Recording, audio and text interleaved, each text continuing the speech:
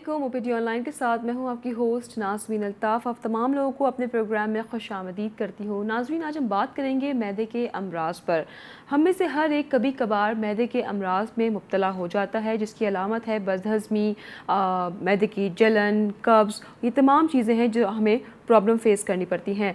और किस वजह से आप मैदे के प्रॉब्लम में जो है वो दो चार होते हैं, उसका इलाज किस तरह से पॉसिबल है, क्या पॉसिबिलिटीज़ होती हैं, आज हम तमाम चीज़ें अपने प्रोग्राम में डिस्कस करेंगे। तो सबसे पहले वेलकम कर लेते हैं डॉक्टर साहब को। अस्सलाम वालेकुम डॉक्टर साहब, कैसे हैं आप? वालेकुम अस्सलाम, अल्हम्दुलिल्लाह ठीक।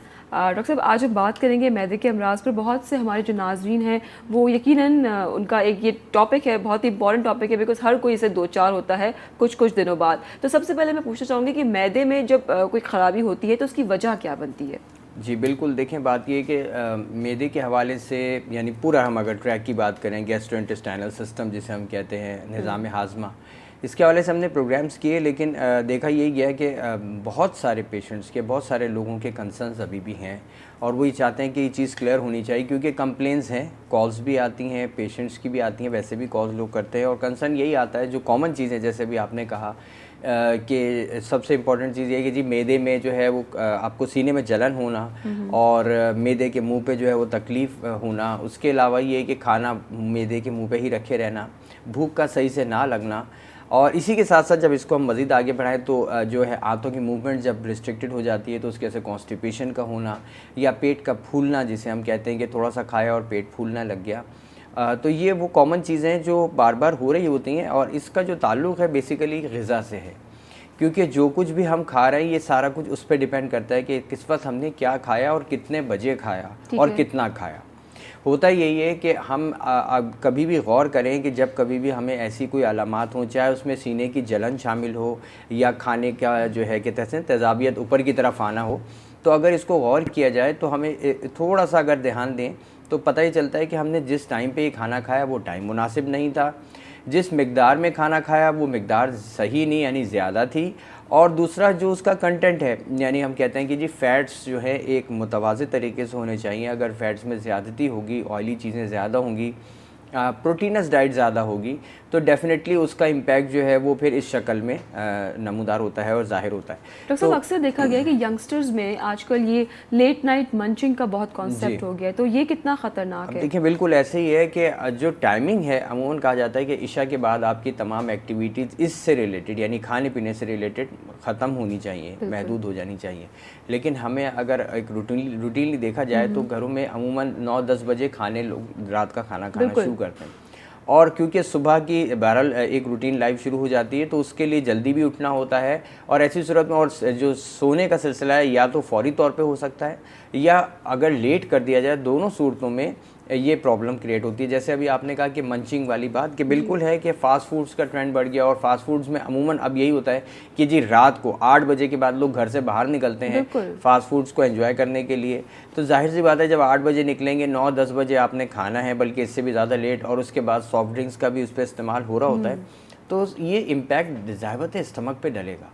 अगर आप इसको कभी ऐसा करके देखें, जिनको ये बार बार जैसे कहते हैं प्रॉब्लम रह रही होती है, अगर 7-7:30 बजे आप एक तरीके से खाना खा लें, मैं आप एट द मैक्सिमम जिसे कहते हैं ईशा के फौरन में खाना खाने के बाद आप देखें कि उसको 1-1.5 घंटा चाहिए होता है स्टमक को जो भी आपने खाया उसको हज़म करने में, और उसके बाद फिर कंटेंट में भी ये है कि फ़ैटी चीज़ें रात को अवॉइड की जाएँ। बिल्कुल कहते हैं ना, first meal of the day should be rich. सुबह का नाश्ता बहुत अच्छा होना चाहिए, रिच होना चाहिए, दोपहर में उससे कम होना चाहिए, और रात को उसका रेशियो और कम होना चाहिए। हमारे यहाँ ये चीज़ उलट होती है, बिल्कुल इसका ये इम्पैक्ट आता है। मेंटेन योर रूटीन, ये सबसे बेस्ट है। तो डॉक्टर साहब, एसिडिटी की भी यही वजह बनती है क्या? जी देखें, अब तेज़ाबियत का क्या है कि तेज़ाब जो है, देखें दो चीज़ें हमारे स्टमक में, वैसे तो और भी रतूबत हैं, पैनक्रियाटिक सेक्रीशंस भी आ रही होती हैं, जो बहुत ज़्यादा थोड़ा साइंटिफिक हो जाता है। एक बिल्कुल रफली मैं बात करूँ कि स्टमक में जो मेन रतूबत है वो हाइड्रोक्लोरिक एसिड है, जो तेज़ाब है, और उसकी तेज़ाबियत बहुत शदीद होती है, यानी 3.4 से लेके 3.67 तक पीएच जिसे हम कहते हैं एसिड की जो सख्तगी है, यानी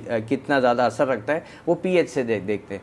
तो 3.5 का एसिड जो पीएच है वो बहुत ज़्यादा स्ट्रॉन्ग होता है। अगर मैं इसकी एग्जांपल ये दूं कि आप घर में जो वॉशिंग के लिए यूज़ करते हैं, जो आप कहते हैं ना नाली साफ़ करना चाहें, तो उसके लिए जो तेज़ाब आप इस्तेमाल करते हैं उसकी पीएच भी 3 से लेके 3.5 तक होती है। इतना शदीद एसिड जो है वो आपके स्टमक में रिलीज़ हो रहा होता है।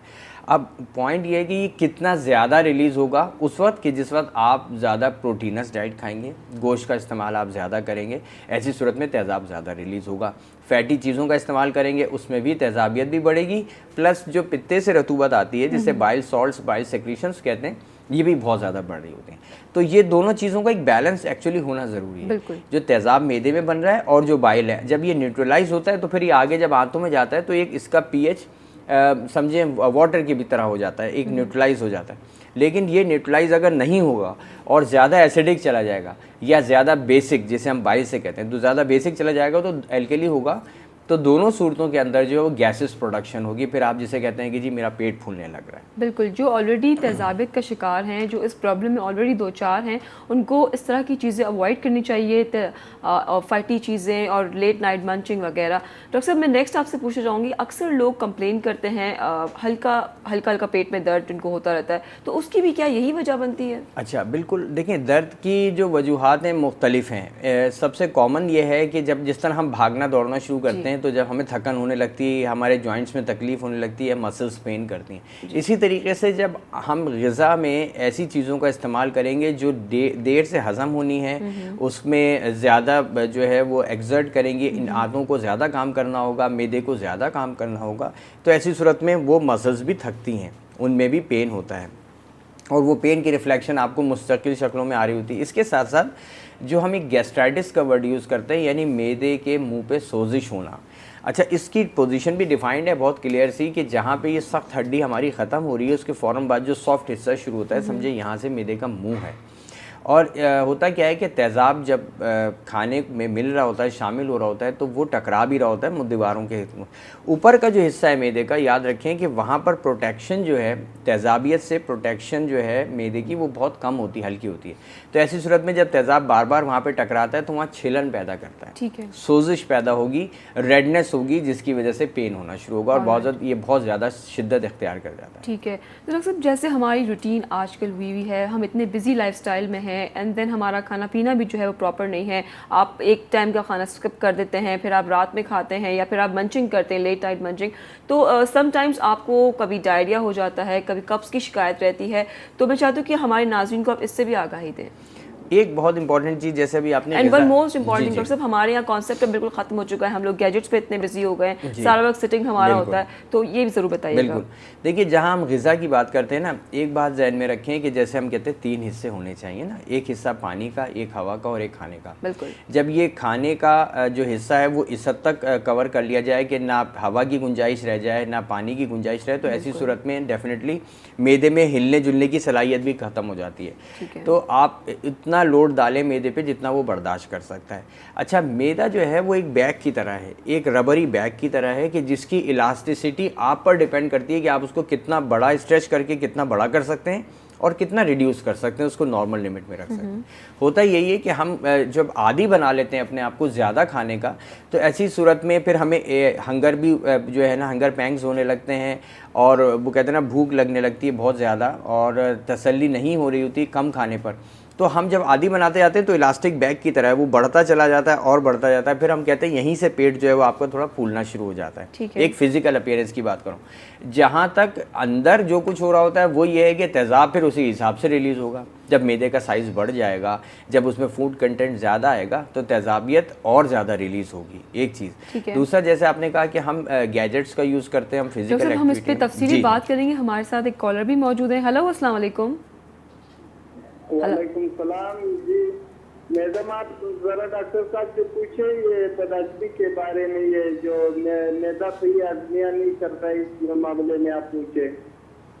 क्या कहना चाह रहे हैं नाज़मीन? आप दोबारा रिपीट कर देंगे सर प्लीज़? हेलो जी जी, हम सुन रहे हैं, क्या कह रहे हैं आप? बदहज़मी के बारे में डॉक्टर साहब से सवाल करना है, ये मैदा आदमिया सही नहीं करता, इसके बारे में जरा डॉक्टर साहब से आप सवाल करें कि वो क्या कहता है। मैदे में आप थोड़ा सा कुछ मैदे के हवाले से कह रहे हैं, लेकिन हम आपकी बात समझ नहीं पा रहे हैं। मैदे से क्या रिलेटेड क्वेश्चन करना है? बदहज़मी के बारे में डॉक्टर साहब से सवाल करना है, बदहज़मी के बारे में। बदहज़मी, ठीक है, कुछ कंफ्यूजन है। जी जी जी जी, ठीक है, मेरे ख्याल से बदहज़मी के हवाले से जहाँ बदहज़मी का पूछ रहे हैं बेसिकली सर। अच्छा, बदहज़मी का देखिए, बदहज़म का मतलब ये नहीं हाजमा सही से नहीं हो रहा हो, और हाजमे का मतलब क्या होता है? हाजमे का मतलब यही है ना कि जो कुछ भी हम खा रहे हैं वो अच्छी तरीके से बारीक शक्ल में कन्वर्ट हो जाए और उसके बाद फिर वो आगे आंतों में जाए ताकि वो सही से जज़्ब हो सके। जब ये बारीक फॉर्म में सही से चर्निंग नहीं हो पाएगी, मिक्स नहीं हो पाएगा, तो बदहज़मी पैदा होगी, एक चीज़। दूसरा ये कि नाज़मीन जो हमारे कॉमन है कि लोग जो दांतों का काम है वो भी बेचारा स्टमक कर रहा होता है, exactly. क्योंकि हम च्यू अच्छी तरह नहीं कर रहे होते। ये कभी एक प्रैक्टिस करके देखें, चाहे रोटी खा रहे हो या कोई और चीज़, उसको अच्छे से च्यू कर लें, इतना बारीक तो करें कम से कम जो यहाँ से उतर सके। अमूमन शादी में जब हम खा रहे होते हैं या हम दावतों में खाते हैं तो हम इस चीज़ को भूल जाते हैं और इतना तेज़ी से उतार रहे होते हैं कि बाद में खस्ता भी और पानी से भी उसको उतारने की कोशिश करोगे। आप ज़रा समझें कि जैसा पानी की सपोर्ट ज़रूरत पड़ी, इसका मतलब है कि उसमें अभी भी उसके पीसेज इतने बड़े हैं कि वो यहाँ से नहीं गुजर पा रहे। तो एक चीज़ का आपने ख्याल, तो मैदे पे लोड कम पड़ेगा, जितना मैदे पे लोड कम पड़ेगा, ये जो बदहज़मी की शिकायत जैसे अभी इन्होंने कहा, तो ये बदहज़मी की शिकायत ख़त्म होती चली जाएगी। इसमें फिर आपको जो एक तो ये कि बार बार ऊपर मैदे के मुंह पे रखे रहना, वो भी नहीं होगा। ठीक है डॉक्टर साहब, मैदे पे बहुत सी बातें हैं जो अभी हमने करनी है, क्या वजह बनती है मैदे की ख़राबी में, बहुत चीज़ें हैं जो अभी डिस्कस करनी, लेकिन फ़िलहाल मुझे कहा जा रहा है कि ब्रेक की तरफ चलना है। तो मिलते हैं आपसे शॉर्ट कमर्शियल ब्रेक के बाद। देखते रहिए OPD ऑनलाइन।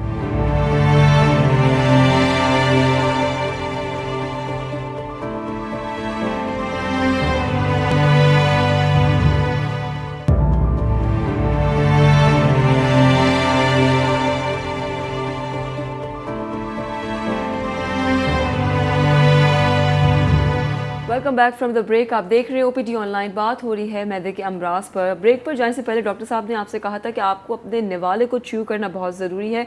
तो मैं आपको बताती चलूँ कि आपको अपना जो भी आप खाना खाते हैं उसको 32 टाइम्स आपने च्यू करना ज़रूरी है बिफोर आपको जब उसको निगलते हैं, ठीक है। तो ये ज़रूरी है, जिससे आपका हाजमा बेहतर रहता है और उससे आप मोटापे का शिकार भी नहीं होते हैं। ओवर टू डॉक्टर साहब। डॉक्टर साहब, आप कुछ बता रहे थे ब्रेक से पहले। जी, जैसे आपने अभी च्यू का कहा, बिल्कुल वही बात है कि हम जो दांतों का काम है वो दांतों को ही करना चाहिए। अच्छा, दूसरी बात ये कि कार्बोहाइड्रेट्स जो हम लेते हैं, यानी रोटी के हवाले से जो शुगरी कंटेंट्स हैं, इनकी डाइजेशन जो है वो माउथ से ही शुरू हो जाती है, यानी हज़म होने का अमल, और इसके अंदर जो सेक्रीशंस हैं वो शामिल होना शुरू होती हैं अगर हम अच्छे से चबाएं। तो फिर मैदे में वो चीज़ जो है वो मैदे को नहीं करना पड़ता उसका काम। तो हम ये भी एक बात तो ये ख्याल रखना चाहिए। दूसरी बात जो मैं गैस्ट्राइटिस के हवाले से अभी बता रहा था कि सोजिश होने लगती है, जो है खाना जो है ऊपर की तरफ, और शदीद बात इतनी जलन होती है कि हम बैठा भी नहीं जा रहा होता। और ऐसी सूरत में क्या होता है कि हम बार बार पानी का इस्तेमाल करते हैं कि जी पानी ज़्यादा से ज़्यादा पिए।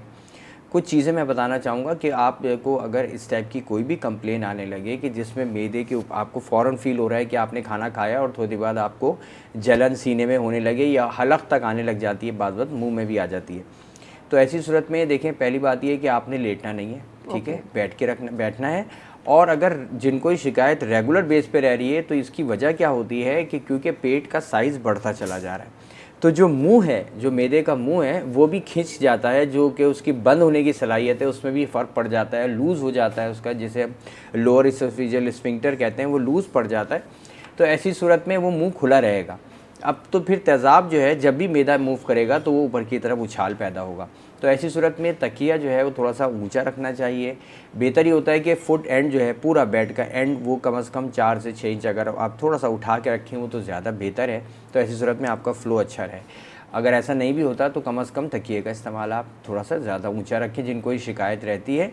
और दूसरी चीज़ ये है कि पानी जो है फ़ौरन, जैसे मैं अभी आप ब्रेक में बात कर रहे थे कि पानी का जो इस्तेमाल है, खाने के फ़ौरन बाद वो 1-1, 2-2 गिलास अगर आप पानी पी लेंगे तो आप क्या कर रहे हैं कि जो तेज़ाब जो जिस मकसद से रिलीज़ हो रहा था, वो मकसद क्या था कि मैदे में जो भी कंटेंट गया है, जो भी चीज़ गई है, उसको वो नरम करे, उसको वो हाजिम बनाना है।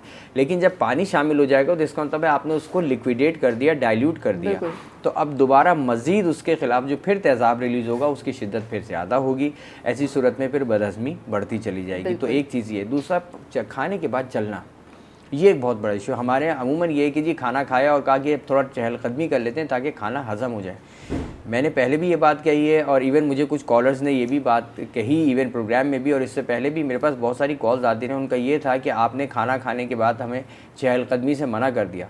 मैंने खाना खाने के बाद फ़ौरन बाद चहलकदमी से ज़रूर मना किया है कि 1 घंटे तक कम से कम आप अपनी बॉडी को रेस्ट दें, ताकि मैदे में सही से ब्लड फ्लो जाए और मैदा पहले उसको इतना बारीक फॉर्म में कन्वर्ट कर दे जो कि आगे जा सके। उसके बाद फिर आप चहलकदमी करें, या खाने से पहले आप चहलकदमी कर लें, वो भी बहुत अच्छी बात है। यानी कोई भी एक्सरसाइज, कोई भी वर्जिश आप करना चाहो खाने से पहले। बिल्कुल, खाने के बाद पानी पीना ज़हर है, ये हमारे इस्लाम में भी है। अगर आप कुछ जाके देखें चीज़ें तो आपको पता लगेगा कि इस्लाम ने वो चीज़ें, तमाम चीज़ें पहले ही मेंशन कर दी हैं जो साइंस ने अप्रूव की हैं। जनाब चलते हैं, डॉक्टर साहब ये बताइएगा कि अक्सर लोग कंप्लेन करते हैं पेट फूलने की। वो अगर थोड़ा पानी भी पी लें या खाना भी खा लेते हैं तो उनको ऐसा लगता है कि उनका पेट बहुत फूल गया है, तो उसकी क्या वजह बनती है? अच्छा देखें, हाँ, जिस तरीके से अभी हमने जलन के हवाले से बात की या मैदे पे सोजिश, मैदे के मुंह पे सोजिश की बात की, इसी तरीके से अगर हम आंतों की बात करें तो आंतों की जो मूवमेंट है कुदरत ने इस तरह बनाई है। मैंने पहले भी एग्जाम्पल दी कि अगर आपको बिल्कुल उल्टा भी लटका दिया जाए और ऐसी सूरत में आपसे कहा जाए आप निवाला खाएं, जब कि आपका सर नीचे और पैर ऊपर की तरफ हैं, तो भी जब आप निवाला सॉलो करेंगे यानी आप निगलेंगे तो वो मैदे की तरफ जाएगा। इसका मकसद क्या हुआ कि आंतों की जो मूवमेंट है वो यहीं से स्टार्ट है, जो हमारी मैदे की नाली है वहाँ से, और उसके बाद जो भी जितनी भी मूवमेंट है वो सारी नीचे की तरफ जा रही। तो ये एक कुदरती निज़ाम है और बहुत स्ट्रॉन्ग मैकेनिज़्म है जो काम कर रहा होता है। लेकिन होता क्या है कि जैसे डायबिटिक पेशेंट्स हों एक ख़ास तौर पे, तो डायबिटिक पेशेंट्स के अंदर अमूमन नर्व्स जो हैं वो डैमेज होने लगती है, न्यूरोपैथी जिसे कहते हैं हम डेवलप होती है, तो उसका असर जो है वो आंतों पर भी पड़ता है। तो आंतों की जो गैस्ट्रोपैरासिस कहते हैं, आंतों की मूवमेंट जो है वो आपकी कम होने लग जाती है, स्लगिश हो जाती है, हल्की पड़ जाती है। ऐसी सूरत में क्या होता है कि जब आगे खाना नहीं बढ़ेगा, मज़ीद जो कि फाजिल मादा है वो आगे नहीं बढ़ेगा, तो फिर गैसेस प्रोडक्शन होगी जिसकी वजह से पेट फूलने की शिकायत होगी। अच्छा, अब एक मैकेनिज़्म भी है ना, नॉर्मल समझें कि एक चीज़ है कि जो हम सुबह दोपहर शाम हम खाना खाते हैं, फिर हर वक्त का ये चल रहा होता है, पानी पीना है और भी चीज़ें हम बीच बीच में खा रहे होते हैं, ये तमाम चीज़ें उस वक्त आगे बढ़ेंगी जब मज़ीद नीचे वाली चीज़ें और मज़ीद नीचे की तरफ जाएंगी, जो कि अब डाइजेस्ट हो चुकी हैं, जज्ब हो गई, उसमें से काम की चीज़ें जज्ब हो गई। अब जो फाजिल मादा है वो बाहर निकलना है, वो आगे जाना है। लेकिन अगर वो आगे नहीं बढ़ रहा है किसी भी वजह से, चाहे वो आंतों की मूवमेंट हो या आपकी ओवरऑल एक्टिविटी, जैसे हम कहते हैं फिजिकल एक्टिविटी कम हो गई है, चलना फिरना आपका नहीं है, तो आंतों की में हलचल भी आप पैदा नहीं कर पा रहे, तो ऐसी सूरत में फिर वो स्टेसिस होगा, यानी रुकाव पैदा होगा। तो फिर आपको दिल भी नहीं चाहेगा। हम कहते हैं ना कि हमें खाना खाने का जी नहीं चाह रहा, या थोड़ा सा खाया बस मैदे के मुंह पे रखा हुआ है, आगे नहीं बढ़ा। तो उसकी वजूहात जो हैं, जैसे आपने कहा पेट फूलने की जो वजूहात हैं, वो उसमें सबसे ज़्यादा कॉमन यही है कि एक तो हमारी फ़िज़िकल एक्टिविटीज़ ख़त्म हो गई हैं, खाने के 1-1.5 घंटे के बाद चहलकदमी करना चाहें करें, चलें। और उसके अलावा वैसे भी फ़िज़िकल एक्टिविटी अगर आप दिन में रखते हैं तो आपकी आंतों की मूवमेंट बहुत अच्छी रहती है। तो एक चीज़ का ये ख्याल रखना है, प्लस वही कि क्वांटिटी इतनी रखें जो आंतों में ही आंतों को मज़ीद स्ट्रेच ना करे। जब वो ओवर स्ट्रेच होंगी तो उसकी वजह से भी फिर गैसेस भी बनेंगी, पेट का फूलना भी जाए। बिल्कुल, ओवर ईटिंग तो वैसे ही आपको अवॉइड करनी चाहिए। दूसरी बात ये डॉक्टर साहब, अगर आपके पेट में दर्द हो रहा है और आप डॉक्टर के पास रश नहीं कर सकते फॉर सम रीज़न, तो घर में ऐसी कौन सी दवा मौजूद होनी चाहिए आपके फर्स्ट एड में जिससे आपको फौरी रिलीफ मिल सके? अच्छा देखिए, इसमें 2 चीज़ें, एक तो जो मेडिसिनल्स हैं जो अब मेरे ख्याल से तमाम फार्मेसीज़ पे अवेलेबल होती हैं, चाहे वो आप सफ़ेद शरबत जिसे आप कहते हैं, जिसके अंदर मुख्तलिफ यानी मैग्नीशियम, इसको कहा जाता है मैग्नीशियम ट्राइसिलिकेट्स हैं, मैग्नीशियम हाइड्रोक्साइड्स और एल्युमिनियम हाइड्रोक्साइड्स हैं, इनके कॉम्बिनेशंस मार्केट में अवेलेबल हैं मुख्तलिफ नामों से, वो मिलते हैं, लोग उसको भी इस्तेमाल करते हैं अगर तेज़ाबियत होने लगती है। अगर वो चीज़ मौजूद है तो ठीक है, आप उसका इस्तेमाल कर लें।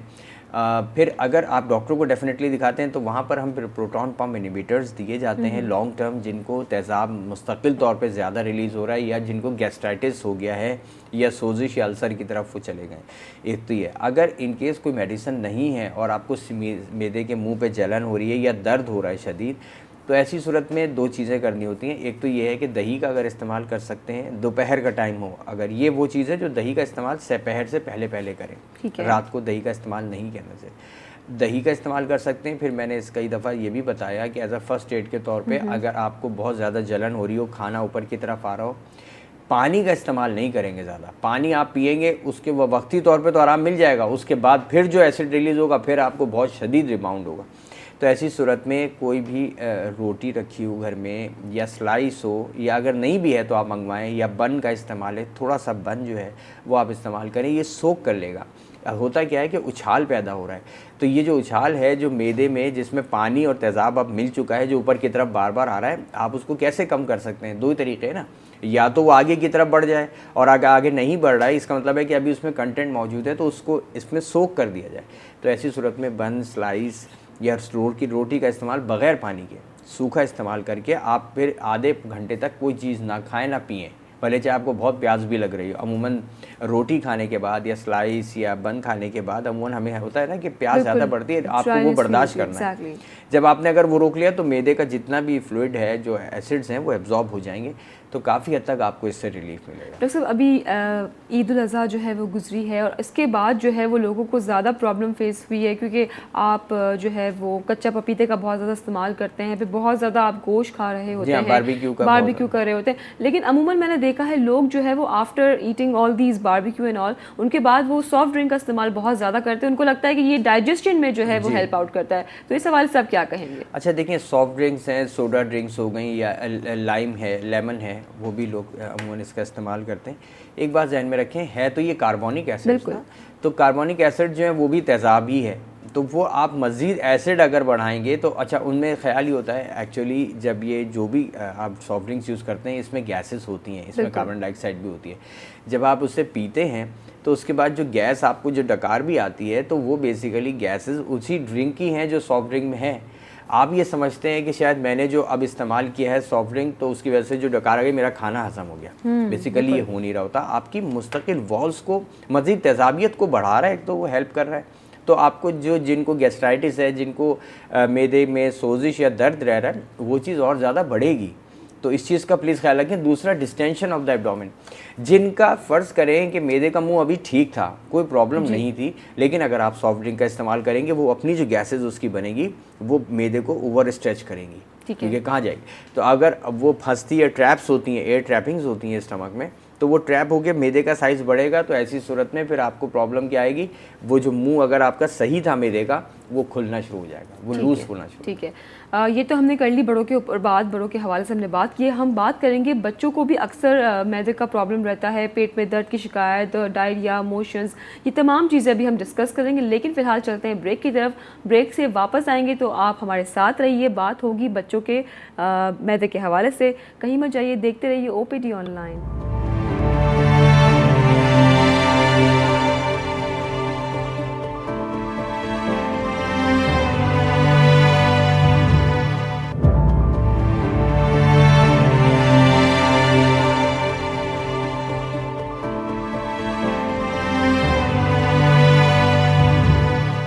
Welcome back from the break. आप देख रहे हो OPD ऑनलाइन। बात हो रही है मैदे के अमराज पर। ब्रेक पे जाने से पहले मैंने आपसे कहा था कि हम बात करेंगे डॉक्टर साहब से, अक्सर बच्चों को कंप्लेन रहती है डायरिया की, मोशंस की, कब्ज़ की, और क्या वजह होती है इसकी, और अक्सर पेरेंट्स जो है वो खुद से दवा देना शुरू कर देते हैं, तो वो कितना गलत है। डॉक्टर साहब, हमारे पास वक्त जो है वो बहुत मुख्तसर है, तो आप इसका जवाब दे दें प्लीज़। जी बिल्कुल, देखें बात यह है कि बच्चों के अंदर सबसे ज़्यादा जो कॉमन रीज़न है वो है जंक फूड का यूज़ करना। बिल्कुल, हमने बच्चों के हवाले से जब भी प्रोग्राम किया, कल भी हमने इस हवाले से बात की थी कि जंक फूड्स जो हैं वो अवॉइड किया जाएगा, नेचुरल ग़िज़ाओं पे आएँ, नेचुरल सोर्सेज के ऊपर आएँ, तो ये कंप्लेंट्स ख़त्म होंगी कॉन्स्टिपेशन की भी, और बच्चों में जो पेट में दर्द की शिकायत होने लगती है, क्योंकि बाज़ार की चीज़ों को इस्तेमाल करते हैं, उसके अंदर वायरसेस भी हैं, बैक्टीरिया। मोशंस की जो ज़्यादातर कॉमन कॉज है वो वायरस है। तो अमूमन हम छुट्टे ही फ़ौरन एंटीबायोटिक्स, चाहे वो फ्लैजिल का इस्तेमाल हो या और दूसरी चीज़ों का इस्तेमाल शुरू कर देते हैं। नहीं करना चाहिए। आइडियली बुक्स भी रिकमेंड यही करती हैं कि पहले आप ORS इस्तेमाल कराएं, पानी दें, और let the content go out. जो भी चीज़ वायरस चला गया वो हाथों से बाहर निकल जाए, एक्सपेल आउट हो जाए, ज़्यादा बेहतर है।